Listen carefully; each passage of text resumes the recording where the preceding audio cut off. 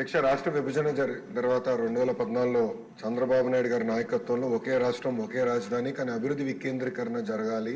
రాజధాని ప్రకటించేటప్పుడు చాలా స్పష్టంగా ఐటీ మొత్తం విశాఖపట్నం తీసుకొస్తామని ఆనాడు ఆయన చెప్తాం జరిగింది.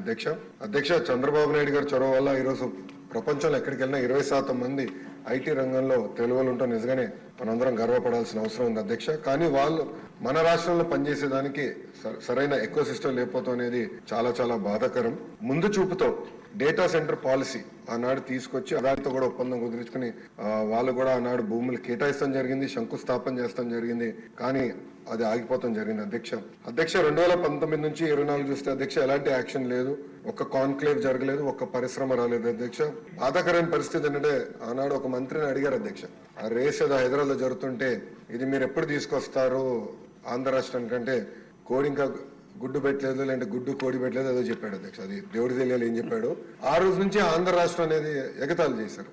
ఎక్కడికి వెళ్ళినా ఆంధ్ర రాష్ట్ర ఐటీ మంత్రి ఇలా ఉంటారా, ఇలా అవుతే పరిశ్రమలు ఎట్లా వస్తాయని కూడా వాళ్ళందరూ ఎగతాళి చేసే పరిస్థితి అధ్యక్ష. అంతేకాకుండా అధ్యక్ష నేను మంత్రి అయిన తర్వాత అనేక కంపెనీల్లో కూడా కలిస్తే గత ప్రభుత్వంలో ఉన్న వాళ్ళు చాలా స్పష్టంగా కంపెనీలో వాటాలు అడగటం జరిగింది. వాటాలు అడిగారు అధ్యక్ష. దానివల్ల ఆ కంపెనీలన్నీ వెనక్కి వెళ్ళిపోయినాయి. అంటే ఐటీ కంపెనీల్లో కూడా వాటాలు అడిగే పరిస్థితికి వీళ్ళు వచ్చారు అధ్యక్ష. ఏం చెప్పాలి అధ్యక్ష. ఇంతేకాకుండా పెద్దలు అన్నట్టు నిక్సీ కూడా నాడు పట్టించుకోలేదు, ఎస్టీపీఐకి ఇవ్వాల్సిన భూములు కేటాయించలేదు.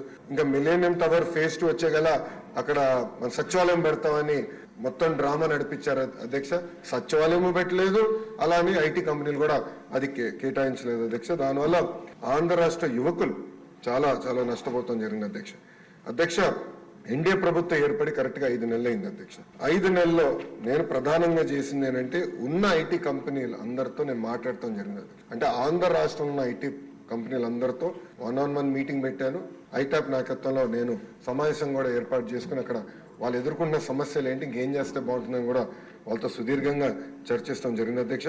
టీసీఎస్ ఆల్రెడీ కమిట్ అయింది, టీసీఎస్ అనేది వస్తుంది, దాంట్లో ఎలాంటి సందేహం లేదు. 3 నెలలు టైం ఇవ్వండి తప్పనిసరిగా, ఎందుకంటే ఎగ్జిస్టింగ్ బిల్డింగ్స్ కి చిన్న ఏర్పాట్లు చేయాల్సిన అవసరం ఉంది. 3 నెలల్లో తప్పనిసరిగా టీసీఎస్ విశాఖపట్నంలో ప్రారంభిస్తున్నారు. అంతేకాకుండా ముందు చూపుతో వాళ్ళని నేను చంద్ర సార్ని కోరాను, మీరు క్యాంపస్ ఏర్పాటు చేయాలి విశాఖపట్నంలో అంటే ఆయన ఒప్పుకున్నారు. దానికి ఆల్రెడీ భూములు కూడా మేము ఎత్తుకుతున్నాం. ఇక్కడ ఎకో సిస్టమ్ కూడా ఏర్పాటు చేయాలి. దాంట్లో భాగంగా నేను కూడా ఐటీ కంపెనీలు అందరితో మాట్లాడినప్పుడు ఇన్ఫోసిస్ తో కూడా మాట్లాడాను. వాళ్ళని కూడా ఒక క్యాంపస్ ఏర్పాటు చేస్తే బాగుంటుందని వాళ్ళని కోరాను. వాళ్ళు కూడా ఆల్రెడీ భూములు ఎత్తుకుతాం జరుగుతుంది అధ్యక్ష. నేను అనుకుంటా మాక్సిమం ఒక 6 months లో కొబ్బరికాయ కొట్టచ్చు నేను ఆశిస్తున్నాను. దానికి నేను చాలా కష్టపడుతున్నా. మీరు 20,000 ఉద్యోగాలు అడిగారు అధ్యక్ష. 5 సంవత్సరాలు 20,000 ఉద్యోగాలు నా టార్గెట్ కానే కాదు. పెద్దలు అన్నట్టు 5 లక్షల ఉద్యోగాలు ఒక ఐటీ రంగంలో ఆంధ్ర రాష్ట్రంలో క్రియేట్ చేయాలని టార్గెట్ గా నేను పనిచేస్తున్నా అధ్యక్ష.